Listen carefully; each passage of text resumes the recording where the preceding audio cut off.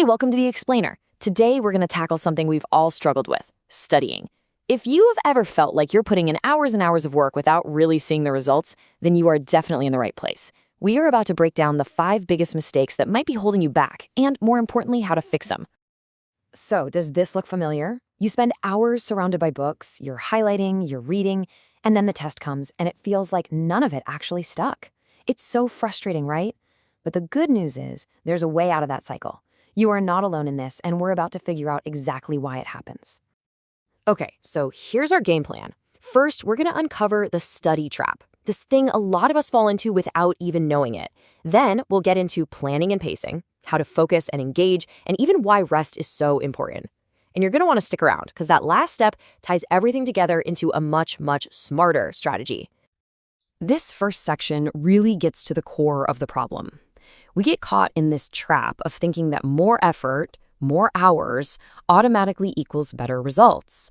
But the thing is, as we're about to see, how you use your time is so much more important than how much time you actually spend. Okay, let's dive right into our first big topic, plan and pace. This is all about the setup, The mistakes we make before we even start studying can totally set the tone for whether we have a great session or a really stressful, useless one. All right, mistake number 1, and it's a big one. Just diving in without any kind of plan. You know the feeling. You just open your book and you just start. But with no clear goals, no structure, it's super easy to feel lost and overwhelmed. It's not just inefficient, it's a guaranteed way to waste your time. And this quote just nails it, doesn't it? I mean, imagine getting into a car with no destination in mind and no GPS. You'd just be driving around in circles, wasting gas. Well, studying is exactly the same. Your plan is your roadmap. It tells you where you're going and the best way to get there. Oh yeah, mistake number 2, the classic all-nighter. I think we've all been there. Cramming is probably the most common study mistake there is. It's built on this idea that you can just force-feed your brain a ton of information right before an exam. But there's a huge catch. And here's the catch. See, cramming, it just creates this illusion that you're learning. The information might feel like it's in your head for a couple of hours, but your brain dumps it almost immediately. If you want stuff to actually stick, you've got to use what's called spaced learning, studying a little bit over several days. It gives your brain the time it needs to build strong connections. The real insight here? Learning isn't a sprint, it's a marathon. So now let's talk about what happens during the study session, which brings us to our next section. This is a big one. Are you really learning, or are you just staring at the page? So mistake number 3 is a sneaky one, passive studying. It feels like you're being productive, but it's really deceptive. It's when you let information just kind of wash over you without ever really engaging with it. You might be rereading your notes or highlighting a whole page, but your brain isn't doing the hard work of actually understanding the material.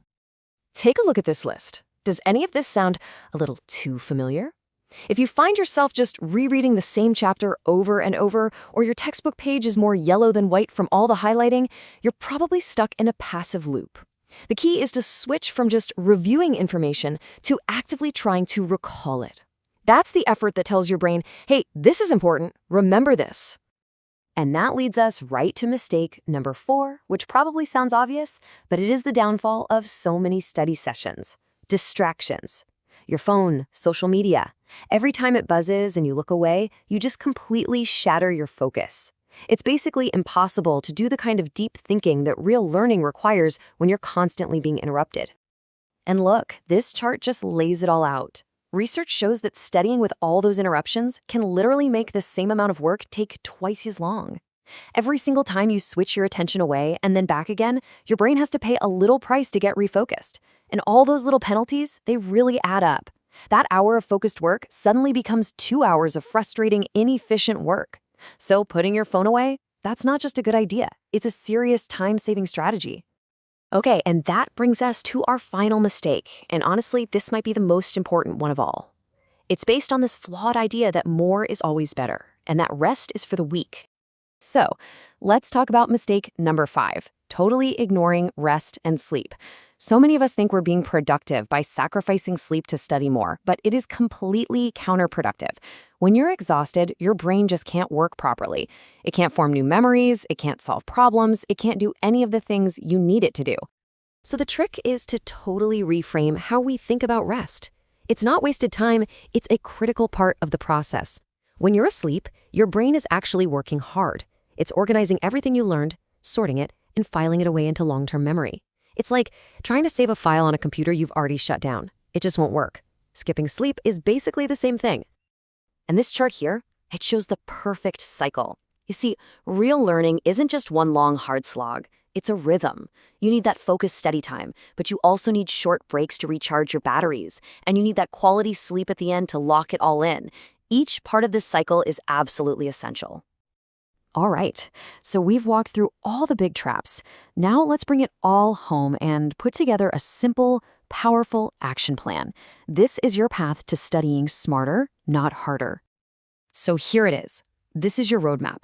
Number 1, create a clear plan.